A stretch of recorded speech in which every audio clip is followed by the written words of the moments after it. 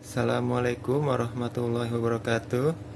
Kembali lagi bersama saya Nasruddin dalam mata kuliah manajemen proyek.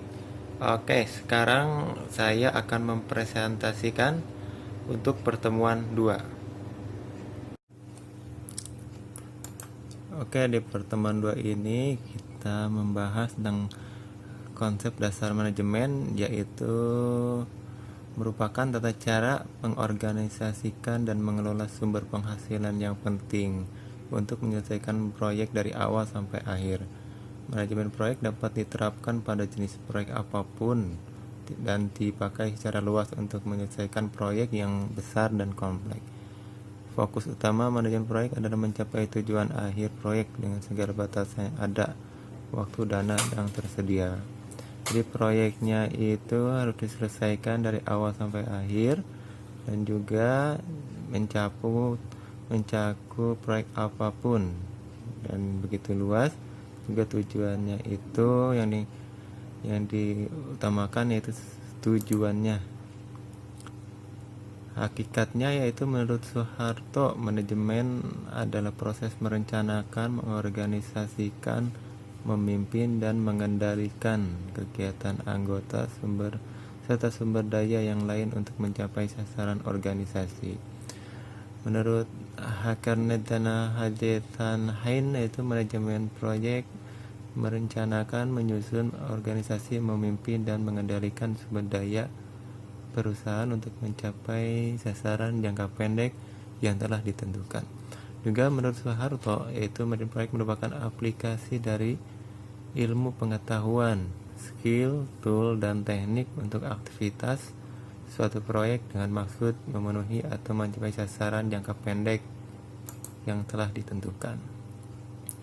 Aspek-aspeknya yaitu aspek keuangan, anggaran biaya, manajemen sumber daya manusia, manajemen produksi, harga, efektivitas dan efisiensi, juga pemasaran, mutu atau kualitas, serta waktu. Juga elemen penting dalam manajemen yaitu menurut Nicholas ada 3, seperti manajer proyek yang harus ada, tim proyek, juga sistem manajemen proyeknya. Tujuannya yaitu mengelola fungsi-fungsi manajemen sedemikian rupa sehingga diperoleh hasil optimum untuk mencapai tujuan manajemen, serta diusahakan pengawasan terhadap mutu, biaya, dan waktu seperti yang tadi telah disebutkan. Oleh karena itu dilakukan pelaksanaan pengawasan mutu, pengawasan biaya, dan pengawasan waktu pelaksanaan sehingga waktu yang telah ditentukan tidak molor. Serta fungsi manajemen proyek itu ada planning, organizing, activating, dan controlling atau POAC. Prinsip-prinsip umum dimulai yaitu dengan penyelenggaraan konstruksi dalam manajemen proyek. Terus udah itu harus ada juga sumber daya manusia, uang, peralatan, dan material. Hakikatnya pengetahuan yang harus dimiliki yaitu untuk mengelola pengetahuan. Beberapa prinsip berikut harus diketahui, seperti melakukan aktivitas terkait terhadap konsep kelompok proses yang ada. Setiap kelompok proses membutuhkan sejumlah input untuk menjalankan proses. Saat proses berlangsung, melibatkan sejumlah perangkat dan metode pekerjaan yang memadai. Hasil output dari proses dan digunakan untuk melaksanakan kelompok proses pada aspek pengetahuan manajemen proyek, yaitu inputnya harus jelas dan melibatkan, dan perangkat-perangkat juga yang dipergunakan itu harus sesuai agar hasil yang dihasilkannya dalam manajemen ini jadi baik. Kelompok-kelompok proses atau kelompok tahapan yang digunakan yaitu inisiasi atau awalan atau penjajakan, yaitu stakeholdernya harus bersedia untuk menjalankan proyek ini. Kedua, perencanaan terhadap kebutuhan pelaksanaan proyek. Kebutuhannya apa aja yang harus dipenuhi, serta pengelolaan oleh sumber daya yang ada dalam proyek. Pengelolaan untuk mengatur seperti manusia. Pengendalian yaitu pengawasan yang objektif terhadap seluruh bagian proyek, serta penutupan yaitu persetujuan formal hasil output dari pekerjaan proyek. Di penutupan ini berarti kita harus mengetahui apa yang dituju. Serta selain itu, selaku manajemen proyek harus mengetahui tentang manajemen batas, ruang lingkupnya, manajemen waktu, manajemen biaya, manajemen sumber daya insani, manajemen komunikasi, manajemen resiko pun harus diperhitungkan, serta manajemen pengadaan.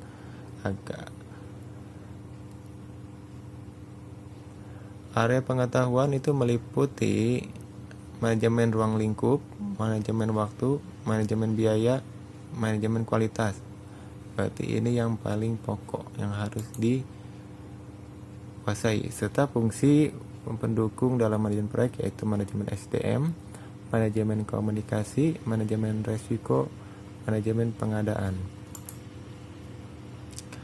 Hambatan-hambatan yang ada yaitu komunikasi yang tidak baik, persetujuan yang tidak jelas, kesalahpahaman. Nah, ini sangat berpotensi untuk menghancurkan sebuah proyek, serta suasana yang tidak mendukung pemogokan kerja, konflik pribadi, manajemen yang tidak baik.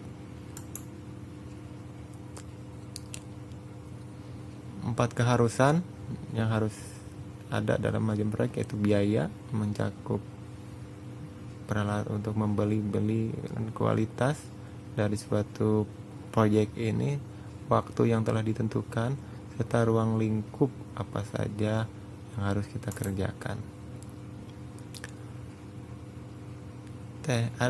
Teknik dan metodenya itu untuk mengatasi kegiatan proyek yang sampai tingkat tertentu membedakannya dari manajemen klasik, yaitu merencanakan. Merencanakan itu adalah menganalisis jaringan kerja, metode penyusunan perkiraan biaya proyek, untuk itu mengorganisasi, memimpin proyek, mengendalikan proyek menggunakan pendekatan sistem. Ada kontrak penawaran bersaing, yaitu pelaksanaan pekerjaan diserahkan kepada peserta penawaran yang bertanggung jawab dan mempunyai harga penawaran terendah seperti tender. Kontrak penawaran bersaing dilakukan untuk proyek publik dan pribadi. Estimasi biaya dilakukan oleh owner dengan ketentuan. Kontrak penawaran bersaing ini terdiri dari 2, yaitu kontrak lump sum dan kontrak unit price. Kontrak penawaran negosiasi biaya atau ada 3, yaitu kontrak lump sum, unit price, dan kontrak cost plus fee, atau harus ada biaya-biaya tertentu lah dari fee ini. Jenis karakteristik dari kontrak-kontrak ini yaitu pembayaran kontrak, prosedur dan metode kerja, hari hasil proyek, serta jumlah keuntungan buat kontrak harus diuraikan secara jelas. Diperlukan metode akunting yang telah disetujui oleh pemilik proyek untuk memperhitungkan perhitungan pembiayaan oleh kontraktor. Memakai prosedur subletting. Risiko terbesar yang ada itu terjadi bila kontraktor melakukan kecurangan karena pengawasan yang tidak ketat. Daftar biaya pekerjaan yang dibayarkan oleh pemilik proyek kepada kontraktor pelaksana berdasarkan hasil kesepakatan. Kontrak ini juga memuaskan kedua belah pihak bila kesepakatan yang telah dibuat sebelumnya dijalani sesuai dengan wewenang dan tanggung jawab masing-masing. Biaya keuntungan diperoleh kontraktor sebesar 10% atau berdasarkan kesepakatan antara pemilik proyek dengan kontraktor. Sistem kontraknya pada proyek konstruksi yaitu terdapat kontrak utama tunggal, kontraktor utama terpisah, desain dan bangunan, manajemen konstruksi, dan desain kelola. Kontrak proyek infrastruktur dapat diuraikan menjadi Bill of Transfer atau BOT, Bill Transfer Operate, BTO, Bill Own Operate, BOO.